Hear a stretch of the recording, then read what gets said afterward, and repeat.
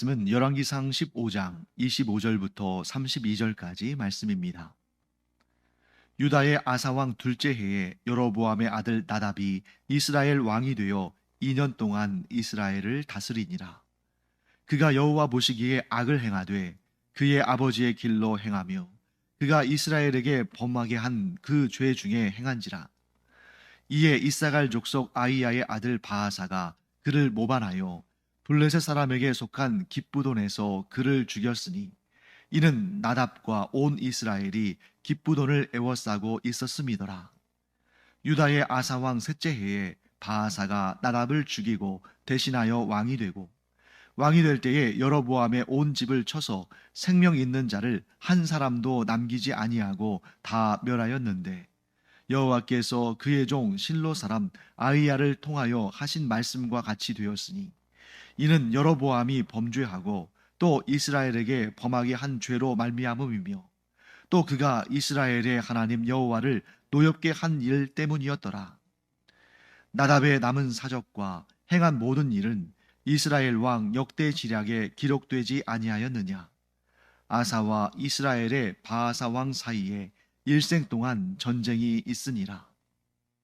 열왕기 상하가 어렵게 느껴지는 이유는 우리에게 낯선 그런 왕들의 이름이 계속해서 나오잖아요. 열왕기 상하에 기록되어 있는 남유다 왕의 수와 북이스라엘 왕의 수를 혹시 아십니까? 자, 우리가 이스라엘의 12지파의 이름을 외우는 것도 사실 쉬운 일은 아니에요. 그래서 내가 만일 이스라엘 12지파의 이름을 다 알고 있다면 상당히 성경 지식이 있는 겁니다. 거기다가 12지파의 그 수장들을 이룬 그 조상들, 즉 야곱의 12명의 아들들의 이름을 나이별로 순서대로 외운다면 그건 대단한 거예요. 그런데 이제 이 열왕기 상하에 나오는 남유다의 왕들과 북이스라엘 왕들의 이름을 다 아는 것, 또 그것도 순서대로 안다면 이거 엄청난 거잖아요. 남유다에 19명의 왕들이 있고 북이스라엘에도 19명의 왕들이 있습니다. 공교롭게도 똑같죠.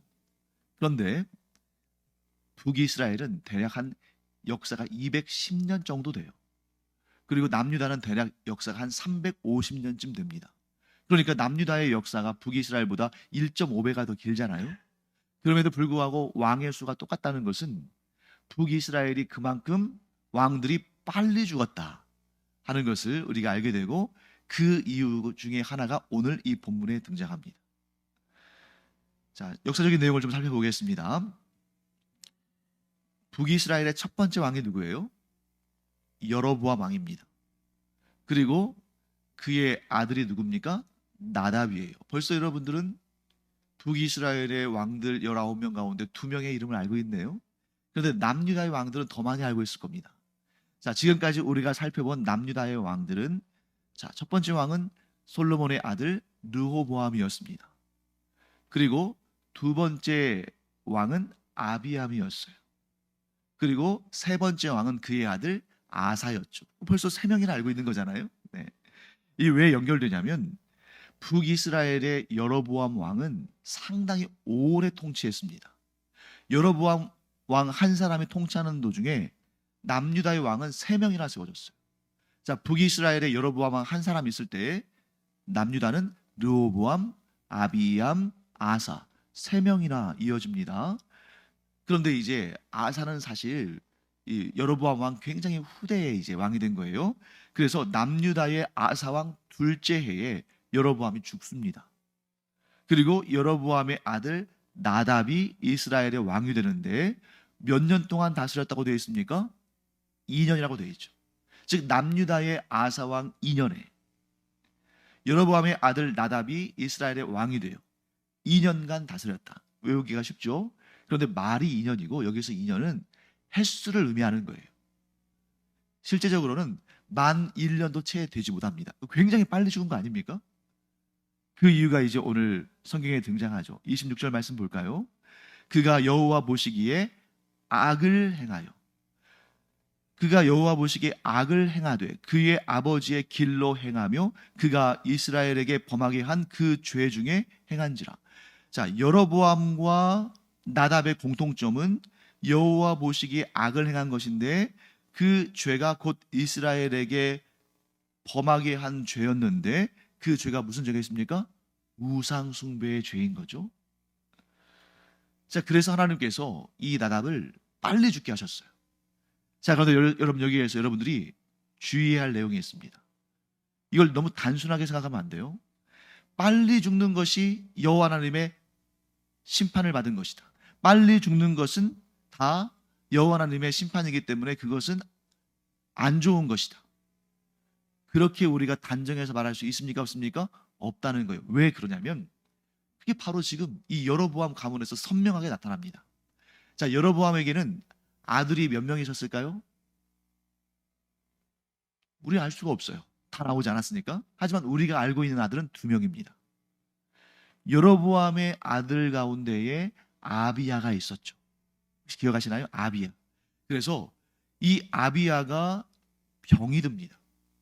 그러니까 이 여로보암이 자기 아내에게 이 내 사랑하는 아들이 병이 들어서 죽게 됐는데 이 아들이 살게 될지 죽게 될지 한번 알아봐야겠다 하고 자기의 아내를 변장을 시켜서 누구에게 보내냐면 실로 사람 아이야라는 선지자에게 보내요.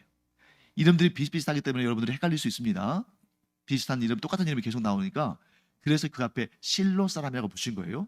실로에 사는 하나님의 선지자 아이야가 어떤 사람이냐면 이 여로보암이 아직 왕이 되기 전에 아직 솔로몬의 신하일 때 길에서 이 아이야가 여로보암을 만나서 뭐라고 하냐면 여호와 하나님께서 너에게 북쪽 10개 지파를 다스리는 왕이 되게 하실 것이다 하는 내용을 전합니다. 그런데 안타깝게도 그 내용을 솔로몬도 알게 돼요. 그래서 이 여로보암이 애굽으로 도망을 쳤다가 나중에 솔로몬이 죽으니까 돌아온 거죠. 그 아이야에게 아내를 보내요. 이 아들 아비야가 살 것인지 죽을 것인지 묻습니다. 그때 이 선지자 아이야가 뭐라고 말하냐면 이 아들 죽는다. 당신이 그 당시에는 이제 이 여로보암 때는 그 수도가 왕실이 이제 드르사 그쪽에 있었는데 거기 들어가는 순간 그 성읍으로 들어가는 순간 네 아들이 죽을 거다. 이렇게 말합니다. 그러면서 뭐라고 덧붙이냐면 그런데 이 여로보암의 가문 가운데에 사람들이 애통해하면서 그 시신을 정식으로 무덤에 안장할 수 있는 사람은 얘뿐이다. 그러니까 이 아들이 일찍 죽었기 때문에 세상 사람들 볼 때는 너무 안타까운 거잖아요.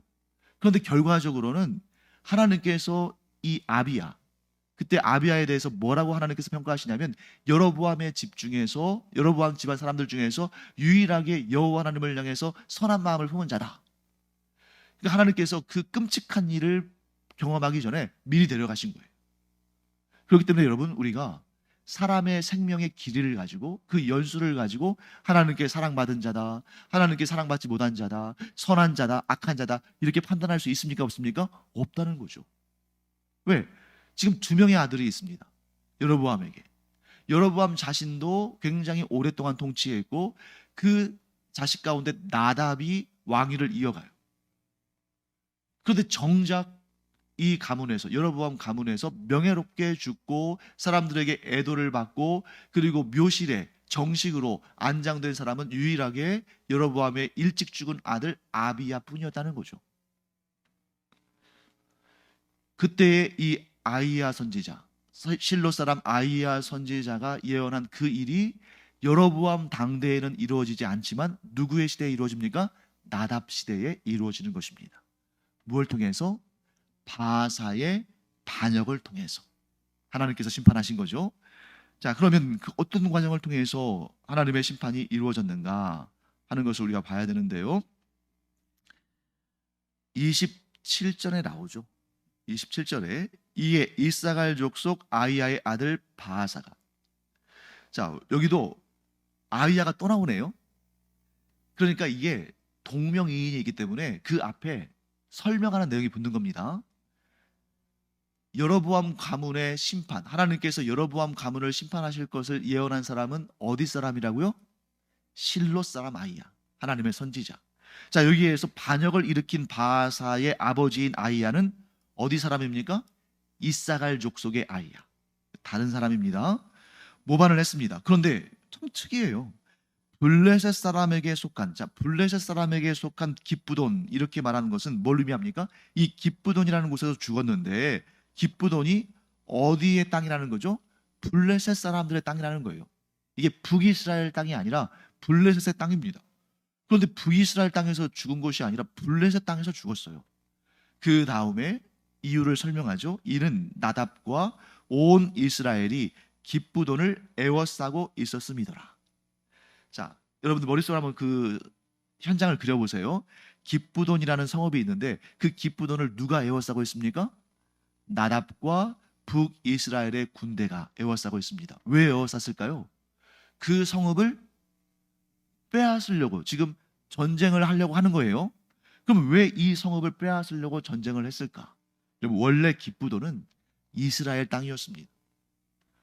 자기 땅을 타지려고 하는 거예요. 이 기브돈은 원래 어느 지파의 땅이냐면 단 지파의 땅이에요. 근데 사사기를 보면 아주 특이한 역사가 하나 기록되어 있습니다. 여러분, 우리가 보통 이스라엘의 지경을 말할 때 뭐라고 말하냐면 단부터 브엘세바까지 이렇게 말합니다. 실제로 이스라엘의 지경은 하나의 이스라엘이죠. 나눠지기 전에 실제로 이스라엘의 지경은 단부터 브엘세바보다는 훨씬 더 넓었어요. 그런데 북쪽으로는 단을 끝으로, 남쪽으로는 브엘세바를 끝으로 이야기하는 이유는 뭐냐면 단보다 더 북쪽으로 올라가도 이스라엘 땅이긴 하지만 거기는 사람들이 사는 땅이 아니에요. 그리고 브엘세바보다 더 밑으로 내려와도 거기도 이스라엘 땅이지만 거기는 유다 광야, 사람들이 잘 사는 곳이 아니에요. 그렇기 때문에 단부터 브엘세바까지라고 말하는 것은 뭘 의미하냐면 사람들이 살만한 성읍을 기준으로 말할 때입니다. 그러니까 단은 어디예요? 단은 이스라엘 사람들이 살 수 있는 가장 북쪽 끝이에요. 그런데 원래부터 그곳이 단 지파 사람들의 땅이 아니었다는 거죠. 거기는 원래 다른 나라, 다른 민족 사람들이 살고 있었습니다. 단 지파는 어디에서 살고 있었냐면 단 지파에게 분배된 땅은 어디냐면 지금으로 따지면 여러분 그 팔레스타인 그 가자 지구 있죠? 그 가자 지구 쪽이에요. 그런데 그 땅을 차지했는데 그 땅을 굉장히 작은 땅을 할애받습니다. 거기에다가 단지파의 바로 밑에는 블레셋 족속이 있었어요. 그 블레셋에서 팔레스타인이라는 말이 나온 것입니다. 그래서 이 블레셋 족속과 같이 국경을 접하다 보니까 너무 힘든 거예요. 거기다가 땅도 작습니다. 그러니까 이 지파 사람들이 어떻게 하냐면 우리가 평안히 거할 곳, 좀 넓은 곳을 찾자 해서 북쪽으로 올라가면서 갈릴리 인근의 땅을 차지하게 되는데 거기에 있는 사람들을 다 몰아내고 그 땅을 차지하게 되는데 그렇게 해서 단지파가 단체로 이주를 한 겁니다. 그렇지만 원래는 이 땅은 단지파에게 주어진 그런 땅 아닙니까? 그러니까 그 땅을 이제 북이스라엘을 다스리는 이 나답이 그 땅을 회복하려고 하는 것이죠. 군대를 이끌고 갑니다. 그 군대에 여러 이제 신하들이 있었겠죠. 그 신하들 중에 한 사람이 누구예요? 바사인 거예요. 자, 여러분, 한 나라의 왕을 살해하기가 가장 좋은 것이 어디겠어요? 둘 중에 하나죠. 하나는 왕궁이든지 하나는 전쟁터든지. 왕국에서는 어떤 수단으로 왕을 살해하겠습니까? 독살하겠죠. 음식이나 물에 독을 집어넣어서. 그래서 여러분들이 우리가 창세기에서 요셉이 감옥에 갇혀 있을 때에 그때의 애굽 왕의 술 맡은 관원장과 떡 맡은 관원장이 그 감옥에 들어오잖아요. 왜 그랬을까요? 왕의 독살 시도가 있었던 거예요. 그런데 그게 음식에 섞인 독인지 술이나 물에 섞인 독인지를 알지 못하는 거죠. 그러니까 둘을 동시에 감옥에 가뒀는데 그때의 판결, 조사 결과가 나옵니다. 어떻게 된 거예요? 술 맡은 관원장과 떡 맡은 관원장이 있는데 떡 맡은 관원장이 문제를 일으킨 거죠. 그래서 그가 죽습니다.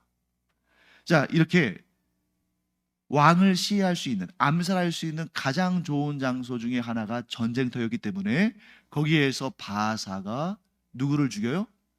여로보암의 아들 나답을 죽인 것입니다. 자, 그러면 이것은 나답의 개인적인 일탈 행위입니까? 아니에요. 하나님께서 실로 사람 아이야를 통해서 여로보암 가문에게 행하신 그 여로보암 가문에게 행하실 그 심판에 대해서 말씀하신 그것을 그대로 이루신 것입니다. 그러면 여기에서 누가 제일 불쌍한 사람처럼 보일 수 있어요? 바하사가 제일 불쌍한 사람인 것처럼 보일 수 있잖아요. 왜? 자기의 의지가 아니라 하나님의 도구로 쓰임 받기 위해서 왕을 죽였으니까. 그런데 그렇지 않습니다. 자, 여러분 여기 잘 보세요. 역사의 내용들을 잘 보십시오. 먼저 나답을 볼까요? 자, 나답이 여로보암의 왕으로서 하나님의 심판을 받습니다만 그에게도 피할 길이 있었습니다. 나답의 피할 길은 뭐겠어요? 아버지가 우상을 섬겼지만 나는 우상을 섬기지 않겠다. 그렇게 결정할 수 있는 겁니다. 또 그렇게 결정할 수 있었던 아주 좋은 근거는 어디에 있었냐면, 자, 나답이 통치할 때 남유다의 왕은 누굽니까? 아사죠. 아사의 할아버지 르호보암, 아사의 아버지, 그러니까 할아버지와 아버지가 다 우상을 섬겼어요. 그런데 아사는 우상을 섬기지 않기로 결심하고 그것이 하나님 앞에 참 기쁘게 여겨졌습니다. 그래서 아사는 비록 나중에 좀 끝이 좀 좋지는 않았지만 하나님께 칭찬받았어요. 다윗과 같이 내 앞에서 정직히 행했다.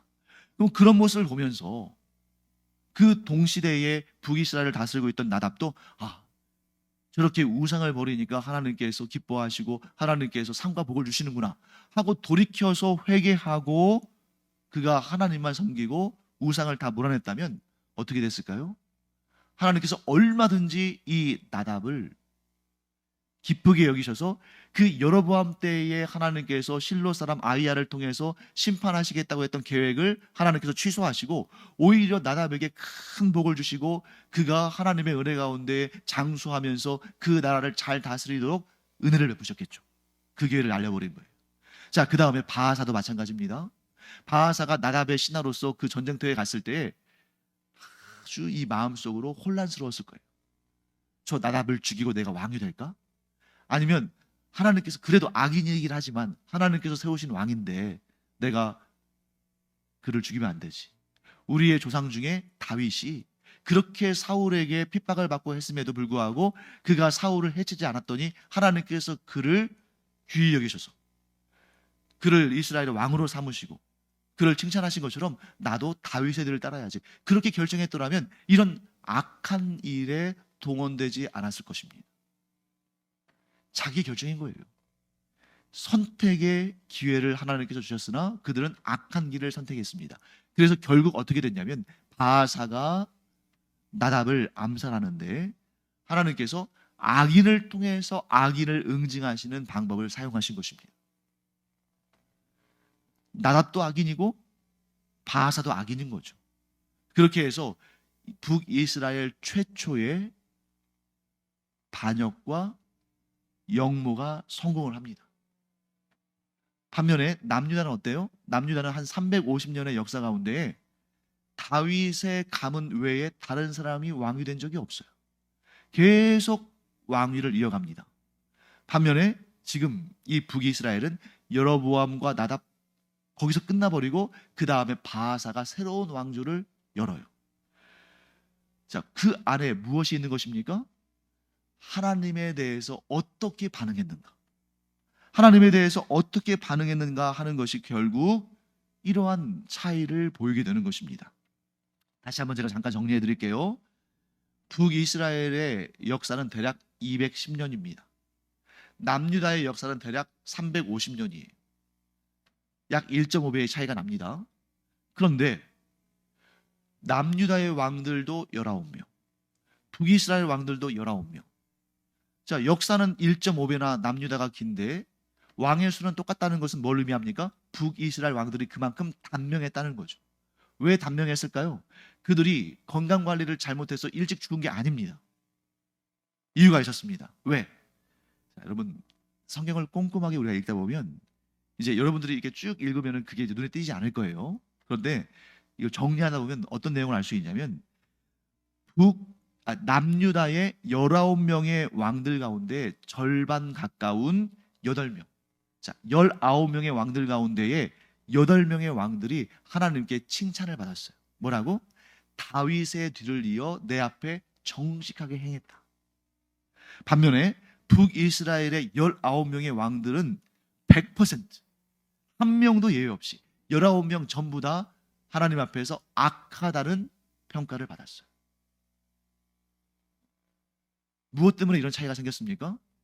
자, 이런 차이 무엇 때문에 생겼을까요? 자, 남유다의 19명의 왕들 가운데 8명이 선한 왕이라고 칭찬을 받았다면 나머지 11명은 악한 왕이라고 책망 받았겠죠? 그러니까 남유다에도 악한 왕들이 있었어요. 그럼에도 불구하고 8명이 선한 왕으로 평가를 받고, 그리고 다윗 왕조가 계속 이어졌던 비결, 누구 때문입니까? 다윗 때문인 거예요. 다윗. 그래서 그 쭉 이어지는 대수 가운데, 그 가문, 그 계보 가운데 단 한 명이라도 깨어 있어서, 혹은 깨어나서, 왜? 하나님은 계속해서 깨어날 수 있는 기회를 주시잖아요. 그래서 그 뜻을 돌이켜서, 악에서부터 돌이켜서 하나님을 향하고, 하나님께서 기뻐하시는 일을 행하면 그때까지 흐르던 그 저주가 끊어진다는 것입니다. 그것을 이 이스라엘과 남유다 왕국의, 북이스라엘과 남유다 왕국의 왕들의 이야기를 통해서 우리에게 보여주시는 거예요. 우리가 지금 그 뒤를 이어가는 것입니다. 우리의 당대에 우리의 신앙을 견고하게 지킬 뿐만 아니라 우리의 자녀들이 하나님만 섬기고 이 믿음의 선한 길을 걸어갈 수 있도록 교육하고 훈계하고 격려하고 하는 것, 이게 얼마나 중요한 일인가. 자, 우리의 당대에서 모든 것이 끝나버린다면 나 한 사람 그냥 신앙생활 잘하면 되잖아요. 그래서 가끔 가다 보면 이런 경우가 있어요. 교회에 이렇게 좀 잘 나오지 않으려는 분들이 있습니다. 그러면 그분들이 하는 얘기는 대부분 거의 동일해요. 이랍니다. 나 한 사람 신앙생활 잘하면 되죠 뭐. 그리고 또 교회를 다니면서도 이런저런 모임에 참여하지 않은 분들도 그냥 나 혼자 신앙생활 잘하면 되지 뭐. 자, 이러는데 물론 자기가 그 말대로 자기의 신앙생활은 잘할 수 있습니다. 그런데 그 다음에 신앙의 교육은 어떻게 할 거예요? 자, 내가 나 혼자 신앙생활 잘하면 되겠다 해가지고 그냥 개인적으로 예배드리고 개인적으로 성경 읽고 묵상하고 그럽니다. 그러면 그 자녀들은 그 영향력 아래에서 자라면서 그게 당연한 걸로 여기지 않을까요? 그러면 어느 순간 그 부모는 자기가 자기 신앙 지켰다고 하지만 그 아들과 딸은 그렇게 할까요? 그렇기 때문에 하나님께서 이 열왕기서를 우리에게 보여주신 이유가 있습니다. 당대에 끝나지 않는다. 복도 당대에 끝나지 않고 하나님의 심판도 당대에 끝나지 않는다. 그러므로 우리는 멀리 보고 오래 보고 기도의 제목도 당연히 내 당대로 끝나는 것이 아니라 우리의 후손들을 향해서, 내 가문뿐만 아니라 교회의 미래 세대를 위해서 기도하는 것이 필요하고 그들을 교육하고 격려하고 이끌어주는 것이 필요하다. 우리가 이 내용을 알므로 말미암아 우리의 삶에서의 모습과 또 우리의 기도의 내용이 달라지기를 간절히 축원합니다. 코앞에만 생각하면 안 돼요. 우리의 사역은 우리가 죽은 다음에도 이어집니다. 그래서 여러분과 제가 그래, 내 당대에 끝나는 것이 아니라 나는 비록 천국에 가지만 내가 뿌린 씨앗은 계속 이어질 거야. 하나님을 경외하지 않는 자들도 이 자손에 대해서 관심 갖잖아요. 그런데 하나님을 경외하는 우리는 얼마나 더 관심을 가져야 되는가. 그래서 우리의 자손과 교회의 미래 세대가 하나님께 책망받고 하나님의 저주 아래 놓이고 하나님의 심판받는 것이 아니라 하나님께 칭찬받고 하나님께 상과 복을 받고 이 믿음의 아름다운 전통을 계속해서 이어나가도록 우리가 늘 기도하고 가르치고 격려하기를 간절히 축원합니다. 기도하겠습니다. 하나님, 우리의 신앙생활과 우리의 기도가 저희의 당대에서 끊어지는 것이 아니라 그 다음 때까지도 계속 이어진다는 것을 이 열왕기서의 역사를 통해 보게 됩니다. 하나님은 저희가 저희의 가문에 그리고 이 교회 공동체에 다윗과 같은 조상이 되기를 간절히 원합니다. 저희가 당대에도 신앙생활 열심히 할 뿐만 아니라 그 다음 때에도 계속해서 이 아름다운 신앙의 전통과 하나님께서 주시는 은혜와 복의 전통이 이어져 갈 수 있는 그 다리가 되어주는 주의 종들 되게 하여 주시옵소서. 감사드리며 예수님의 이름으로 축복하며 기도합니다. 아멘.